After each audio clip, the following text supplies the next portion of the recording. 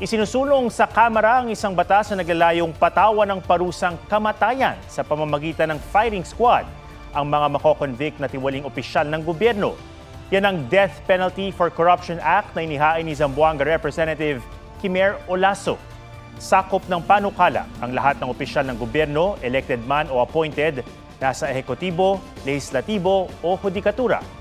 Gayon din ang mga miyembro ng AFP at PNP. Kung may sasabatas, ipapataw ang parusang kamatayan sa mga opisyal na mahatulang guilty ng sandigan bayan sa kasong graft, malversation of public funds at plunder. Ayon kay Olaso, kung siya ang masusunod, mas gusto niyang gawin ang firing squad sa Luneta para raw makita ng taong bayan kung sino ang gumagawa ng kalokohan.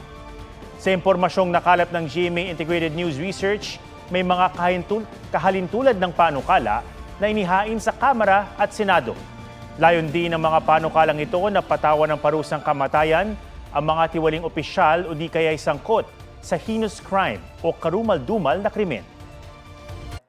Huwag magpahuli sa mga balitang dapat niyong malaman. Mag-subscribe na sa GMA Integrated News sa YouTube.